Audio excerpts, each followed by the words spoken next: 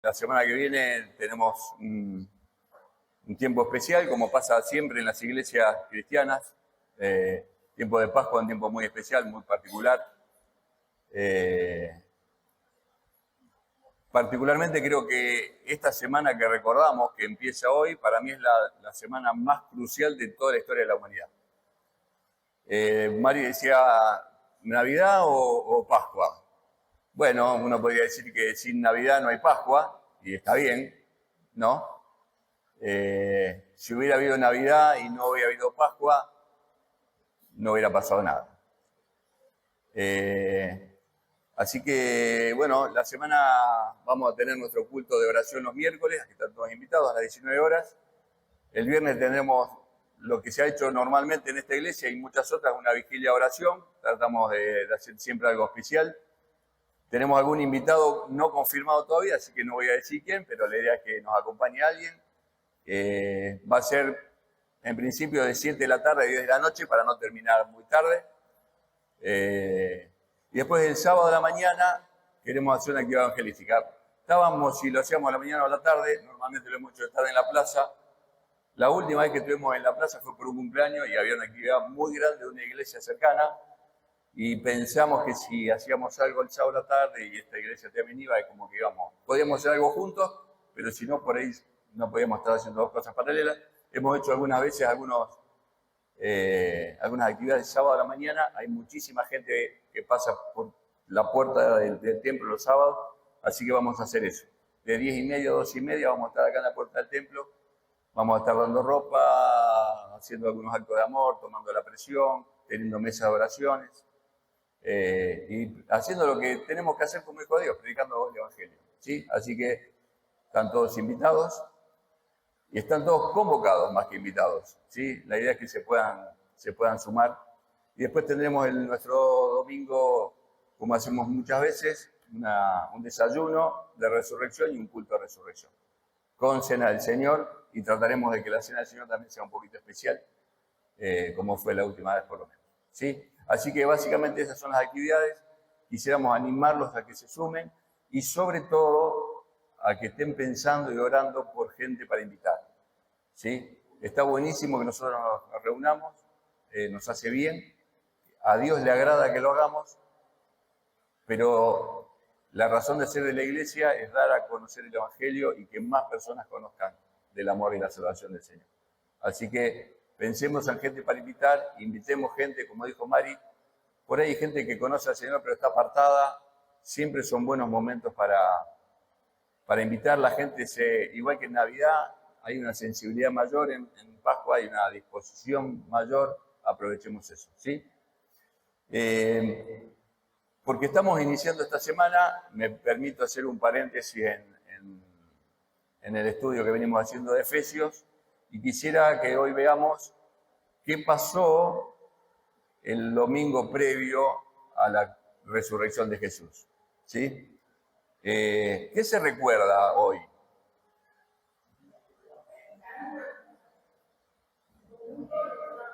Domingo de Ramos, entrada triunfal de Jesús en Jerusalén. ¿Por qué se llama Domingo de Ramos? O le dice, sobre todo la Iglesia Católica habla de Domingo de Ramos, ¿pero por qué? Por la forma que recibieron a Jesús, ¿sí? Que ponían palmas y hojas y ramos de olivos, ¿sí? en la entrada, como haciéndole como de alfombra, de pleitesía a la entrada de Jesús. Me interesó mucho, y ayer le preguntaba a Mari y a Miriam, mi suegra, que está de visita nuevamente, y por lo cual tengo que decir que estoy muy contento que esté en casa. ¿Cuál fue el contexto previo? ¿Por qué Jesús entra de manera triunfal a Jerusalén? ¿Qué había pasado para que lo aclamaran como lo aclamaron? Y yo debo reconocer que si lo supe en algún momento, no me acordaba. ¿Por qué entra de esa manera Jesús? Y hay una historia muy conocida que yo nunca la relacioné con el tiempo de Pascua, que es la muerte y resurrección de Lázaro. ¿Qué tiene que ver Lázaro con este momento de la historia? Fíjense ahí, busquen en Juan capítulo 11, por favor.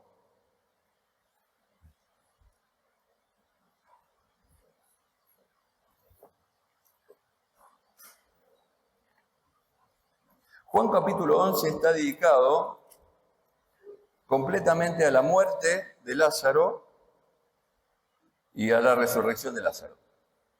Todo el capítulo de Juan 11.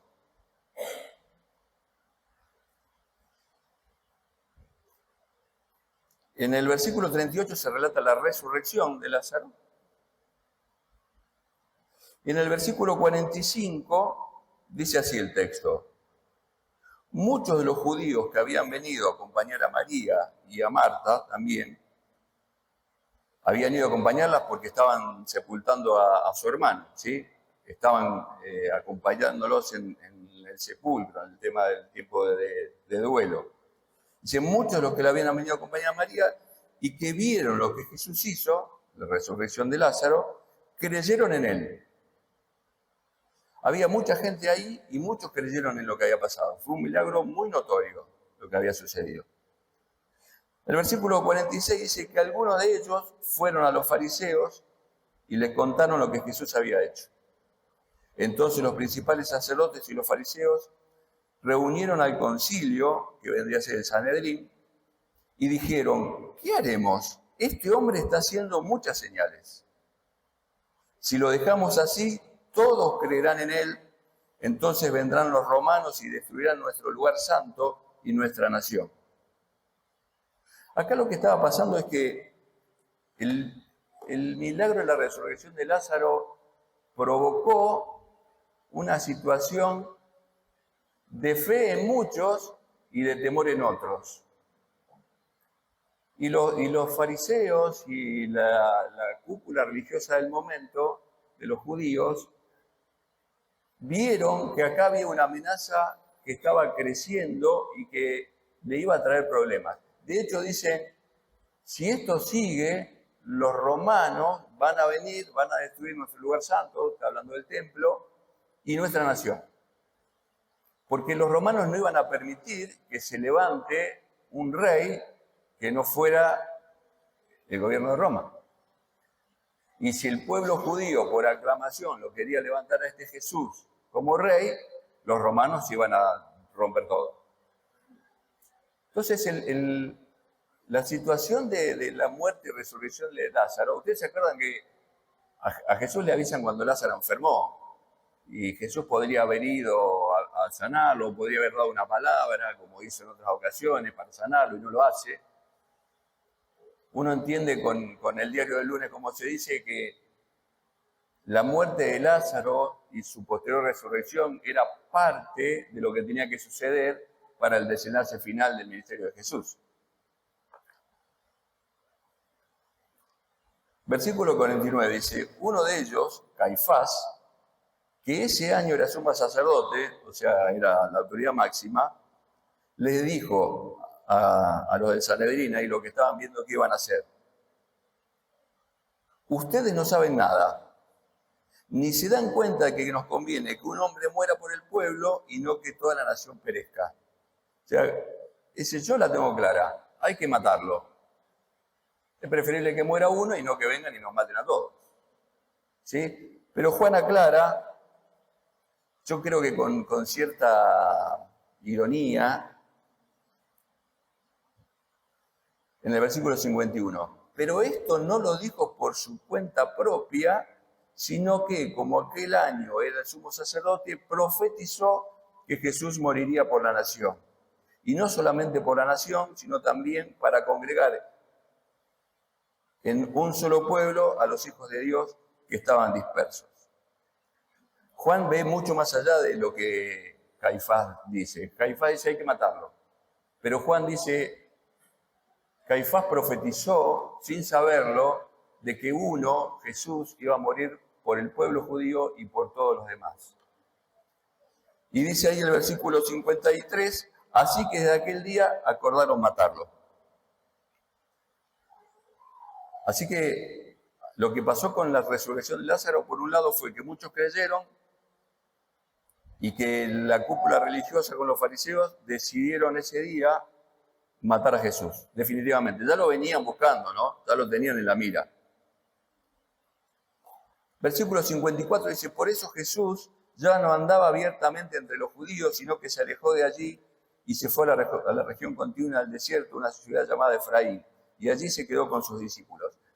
Uno podría pensar que Jesús huyó por temor, pero en realidad uno sabe que Jesús sabía que su hora estaba llegando, sabía que pronto iba a tener que morir, se lo venía diciendo a los discípulos semanas antes, semanas previas. Entonces lo que hace Jesús es control del tiempo.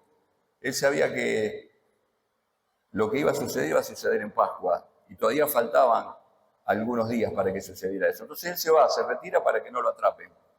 ¿Sí? Dice el versículo 55, como estaba próxima la Pascua de los judíos, muchos de aquella región fueron a Jerusalén antes de la Pascua para purificarse. Según la ley judía, la purificación eran 7 días, como mínimo, 7 días antes. Así que acá nos empezamos a poner dentro del contexto, muerte de Lázaro, resurrección y Pascua, ¿sí? Dice que había mucha gente que estaba en Jerusalén por el tiempo de la purificación. Y buscaban a Jesús, y mientras estaban en el templo se preguntaban unos a otros, ¿ustedes qué creen? ¿Vendrá la fiesta? Muchos fueron a Jerusalén por la Pascua, porque era una tradición ir al templo, pero lo que había sucedido con Jesús se había corrido la voz, y entre los que estaban ahí en Jerusalén se preguntaban, ¿vendrá Jesús? Seguramente ya habían escuchado que también estaban buscando para ponerlo preso. ¿Se animará a venir? La expectativa de esa Pascua estaba en torno a lo que iba a pasar con Jesús. No era una Pascua más. Y dice el último versículo de este párrafo, por su parte, los principales sacerdotes y los fariseos habían dado orden de que si alguien sabía dónde estaba, lo dijera para que lo arrestaran. Estos tipos no querían que Jesús llegara a Jerusalén, porque si llegaba a Jerusalén sabían que iba a haber revuelo. Entonces, si alguien sabe dónde está, avísenos que lo arrestamos antes. Había una expectativa creciente y una idea sobre la idea del Mesías, muy latente, y había un temor político muy fuerte y religioso muy fuerte. Religioso de parte de los judíos, político de parte de Roma. Roma no quería que haya ninguna revuelta ahí. Así que estaba dado todo un contexto un poco enrarecido para esa Pascua, podríamos decir. El versículo 1 del capítulo 12 nos ubica perfectamente en tiempo y espacio. Dice, 6 días antes de la Pascua, Jesús fue a Betania, donde vivía Lázaro. ¿Sí? Jesús se había retirado desde Betania, donde vivía Lázaro y donde había hecho el milagro, se había retirado a Efraín. Y 6 días antes de la Pascua vuelve. Yo personalmente, la Biblia no lo dice, creo que él fue a despedirse de sus amigos, de la gente que amaba. Porque Jesús sabía que de ahí iba a Jerusalén y de ahí moría. Yo creo que fue a despedirse. Betania estaba a unos 3 kilómetros de Jerusalén, más o menos, muy cerquita. Inclusive en ese tiempo que se iba a pie a todos lados, ¿no? Muy cerquita. Así que enseguida se corrió la voz de que Jesús estaba en Betania.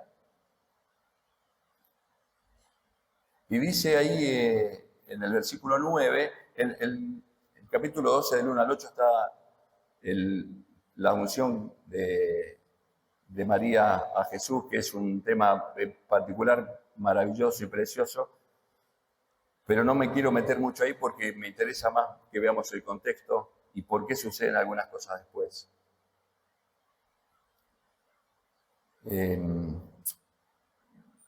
Dice el versículo 9 del capítulo 12, una gran multitud de judíos se enteró que él estaba allí en Betania, así que vinieron, no solamente por causa de Jesús, sino también para ver a Lázaro. La atracción era Jesús, pero también era Lázaro. Lázaro era el milagro. Lázaro era el milagro. Jesús era quien había hecho el milagro, pero Lázaro era el milagro. Entonces, ¿vieron cómo es esto, no? La curiosidad del ser humano sigue igual hoy. Cuando sucede algo medio extraordinario, la gente se para. Hasta cuando hay un accidente, un choque, la gente se para y dice, mira, cuando pasa algo diferente, la gente observa. Y ahí lo fueron a buscar a Jesús, pero también a Lázaro.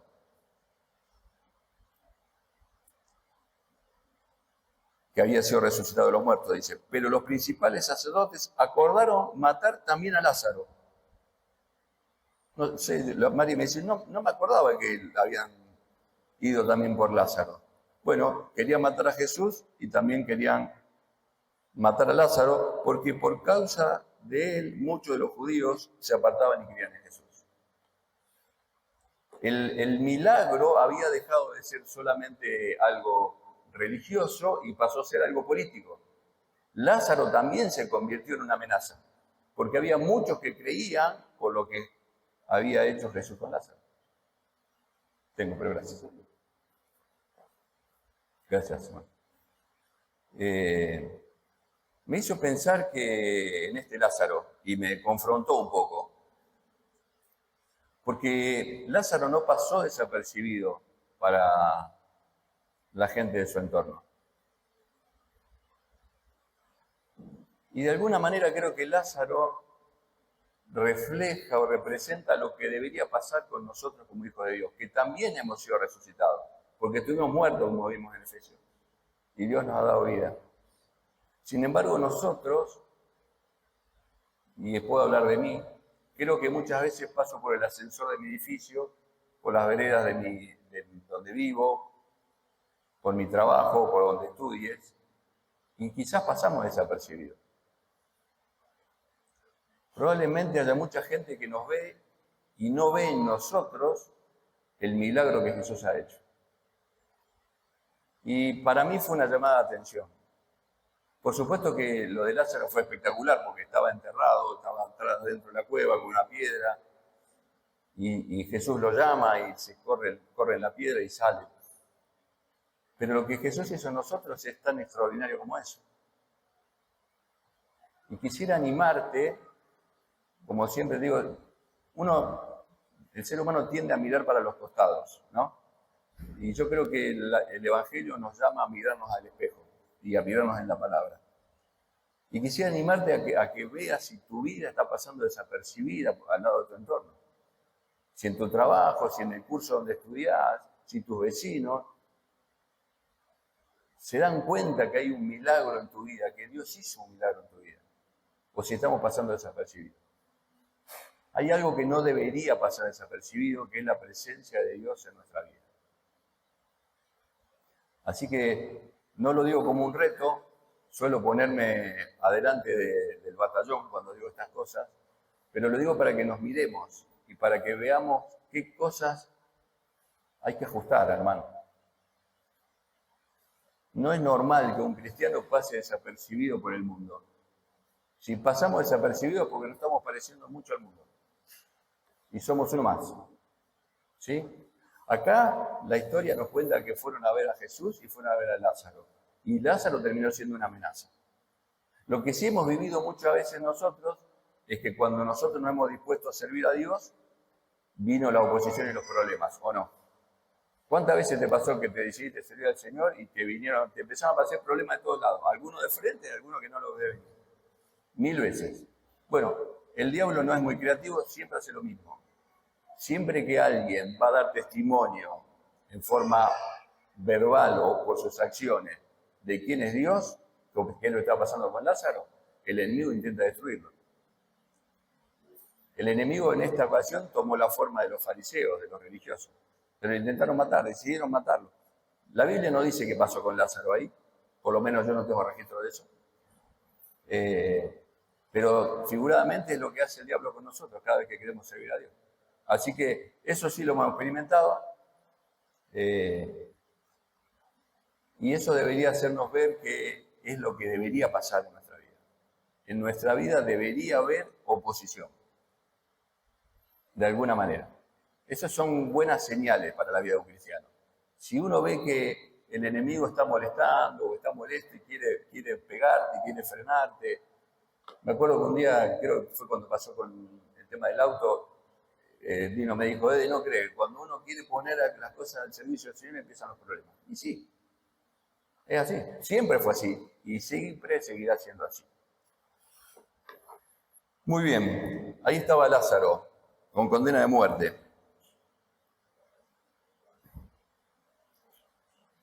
Dice, perdón que se me dio vuelta la hojita con el viento. Al día siguiente, versículo 12 del capítulo 12 de Juan, al día siguiente, al oír que Jesús venía a Jerusalén, grandes multitudes que habían venido a la fiesta tomaron ramas de palmera y salieron a recibirlo. Cuando se enteraron que estaba en Betania, muchos fueron hasta Betania a ver a Jesús y a ver a Lázaro. Y si Jesús estaba en Betania, era obvio que era porque iba a venir a Jerusalén. No lo podían arrestar porque estaba rodeado de gente. Entonces, los que lo querían matar estaban en un problema, porque no andaba Jesús solo con sus discípulos. Había una multitud que lo estaba buscando y que lo estaba acompañando. Y los que se enteraron que iba a venir a la fiesta, fueron a recibirlo a la entrada de Jerusalén. Yo, para este tipo de historias, creo que es muy importante tratar, aunque nos suele resultar muy difícil, pero tratar de imaginarnos la escena. Porque si no, no podemos tomar dimensión de lo que estaba pasando. Habría que tratar de pensar en la entrada de una ciudad y de una multitud que se va a la entrada de una ciudad y que empieza a tirar ramas y hojas de palmera y está esperando que alguien muy importante aparezca. No es que fueron cuando Jesús apareció, lo estaban esperando. Y dice ahí el versículo 13, creo que era, tomaron ramas de palmera y salieron a recibirlo y clamaban, Hosana, Hosana, bendito el que viene en el nombre del Señor, el Rey de Israel. Acá había una declaración mesiánica abierta. Lo que estaban cantando, bueno, voy a leer el 14, dice, Jesús halló un asno y montó sobre él, como está escrito, no temas hija de Sión, aquí viene tu rey montado sobre un pollino de asna. Esa profecía está en Zacarías, que dice exactamente eso. Ahora, el texto, creo que era 11:9 si no me equivoco, el texto dice que parecía como que Jesús encontró un asno y se montó en él como si estuviera cansado. Si ustedes leen los otros evangelios, Jesús manda a 2 de sus discípulos a buscar el burrito, el pollino, dice ahí. Porque la profecía decía que el rey, el Mesías, iba a entrar montado sobre un pollino, sobre un asno chiquito. ¿Sí? Se lo dije la otra vez, seguramente el domingo que viene haré alguna mención a esto. Jesús se preocupó y se ocupó en cumplir hasta el último detalle de la palabra. En Cristo se cumplió toda la profecía.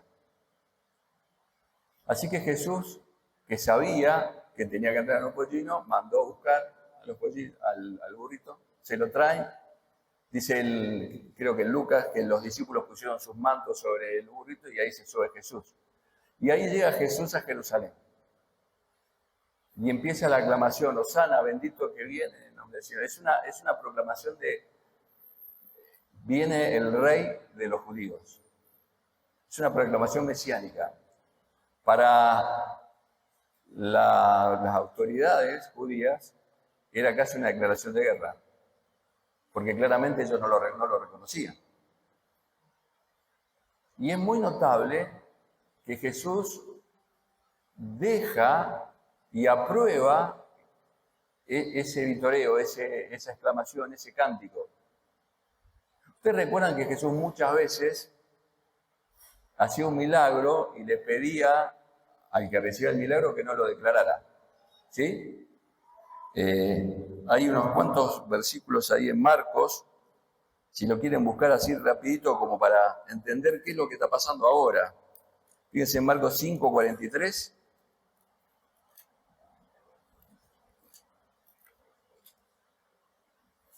Es la hija de Jairo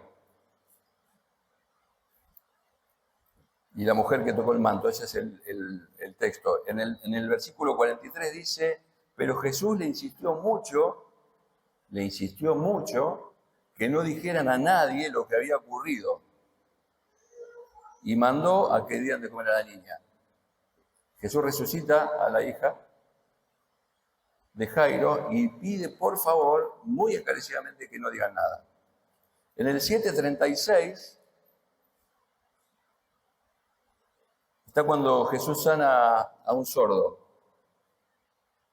Ese texto. Y el 36 dice, Jesús le mandó que no contaran esto a nadie, pero mientras más se lo prohibía, ellos más lo divulgaban. Pero la intención de Jesús era que no se supiera, que no se divulgara, que su fama no se extendiera. Y en el 8:26, por ejemplo, está el ciego sanado en Betesda. Y dice exactamente lo mismo. Jesús le envió a su casa y le dijo, no vayas ahora a la aldea, no te des a conocer. Lo había curado, pero quería que no se divulgara eso. Sin embargo, ahora, en el contexto en el que estamos, hay una aclamación multitudinaria y Jesús no dice nada, porque había llegado su hora. Él, sin decirlo, está aceptando que lo reconozcan como rey. Todas las otras veces, él hizo lo posible para acallar las voces. Y esta vez, cuando hay muchísima gente, él no dice nada. Y él entra en un burro. Cuando un rey conquistaba una ciudad, entraba en un caballo. No entraba en un burro. Entrar en un caballo era el signo de autoridad, de conquista. Entrar en un burro era un signo de humildad. De decir de alguna manera que venía en son de paz. Pero con toda la autoridad. ¿Sí? No era un detalle menor.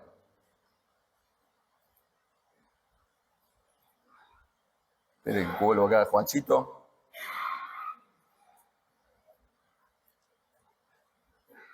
Al principio dice, versículo 16, sus discípulos no comprendieron estas cosas, como tantas otras veces, ¿no?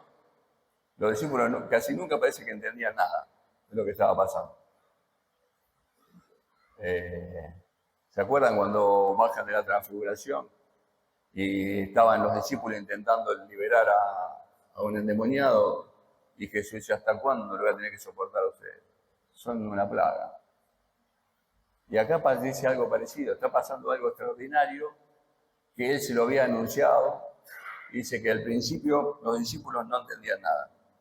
Pero cuando Jesús fue glorificado, en su resurrección, entonces se acordaron de estas cosas que estaban escritas acerca de él y de que así le habían sucedido. Versículo 17. Y la gente que estaba con él, muy interesante esto, daba testimonio de cómo ordenó a Lázaro salir del sepulcro y lo resucitó de los muertos.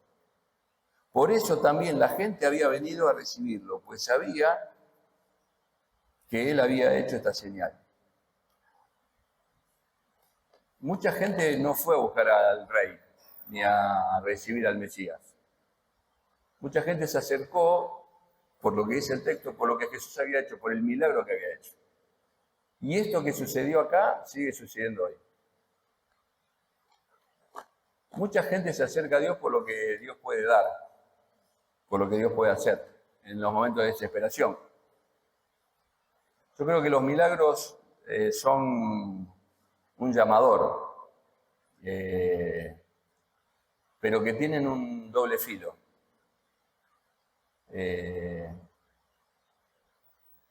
Seguramente vos y yo conocemos gente que se acercó a Dios por el milagro, por lo que necesitaban. Y una vez que recibieron lo que necesitaban, porque Dios se lo dio, se fueron. ¿Tenés a alguien así en mente?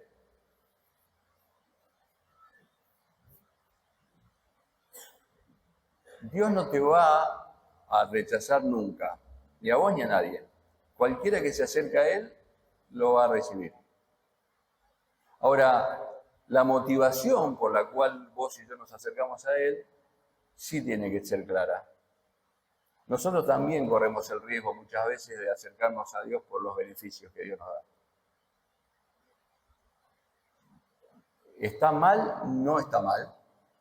Está mal si lo único que hacemos es buscar de alguna forma, como alguien dijo, su mano, lo que Él nos puede dar.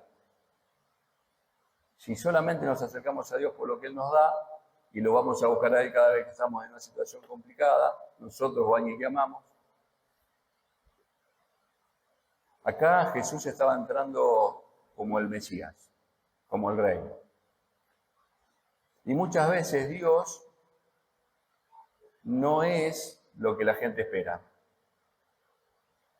La gente del pueblo de Israel estaba esperando un libertador, ustedes lo saben, un libertador político, que lo liberara del yugo de Roma. Eso es lo que estaban esperando los judíos. Y el que aparece es un hombre montado en un burrito en son de paz. No viene a dar ninguna revolución, no viene a derrocar ningún gobierno, él viene a ofrecer paz. Por eso Dios a veces decepciona. Dios decepciona a veces, ¿no? A los que no creen en Él o los que se acercan por lo que Él da, muchas veces Dios decepciona, porque no siempre da. O Dios siempre te dio lo que vos le pediste. No. Hay gente que hoy está pidiendo cosas que hace tiempo que no recibe. Le pregunté hoy a la mañana, ¿cómo sigue tu tema laboral, José Luis? Y igual. No sé hace cuánto ya, hace mucho tiempo. Y el trabajo no aparece. Vos y yo hemos pedido por gente que amamos que falleció. Y le pedimos de todas las formas posibles que no pase y pasó. Ahora, si Dios es el Dios que me da lo que yo pido y no me lo da, me decepciona. Ahora, si Dios en mi vida es el rey tiene derecho a hacer lo que quiera. Y el rey sabe por qué hace lo que hace. Y yo no tengo ninguna autoridad ni ningún conocimiento para poder cuestionar su voluntad. Puede no gustarme y se lo puedo decir. Y Dios me va a entender. Yo le puedo decir, Señor, lo que hiciste no me gustó. Pero no me voy a rebelar porque Él es el rey. Él es el dueño. Él es el Señor. Y Él es el que manda. El problema no es que uno se sienta dolorido con lo que sucedió. El problema es que uno se le revela a Dios y le diga, te equivocaste. ¿Le dijiste alguna vez a Dios que se equivocó? Como yo se lo he dicho varias veces. Te equivocaste, no la viste, esta no era así. Un irreverente, ¿no? Pero eso pasa en nuestro corazón muchas veces que en el dolor. Y Dios, que nos conoce y sabe con qué intención de corazón le decimos eso, nos entiende. Dios no se ofende cuando vos le decís algo indebido, si el corazón es el correcto. Porque el corazón correcto termina reconociendo que Dios es soberano y que Dios es rey. El contexto de lo que pasó en la entrada triunfal es lo más opuesto a una entrada triunfal de alguna manera. Porque no eres el final feliz de la historia. Es el principio del fin más doloroso que tuvo Jesús. Uno piensa en la entrada triunfal y piensa en algo glorioso, en algo maravilloso, en alegría, en gozo, ¿no es cierto? De hecho, la gente lo victoriaba y todos cantaban, sino el final feliz del ministerio de Jesús. Y en realidad fue, de alguna manera, el principio del final de los días de Jesús en esta tierra. Ahí fue como una declaración que Jesús le dice, bueno, acá estoy, vengan por mí. Jesús lo sabía. Sus discípulos no entendían nada, mucha gente se acercaba por lo que Jesús podía dar. Un milagro extraordinario. Esta semana, durante aquella semana, siguieron pasando cosas, ¿sí?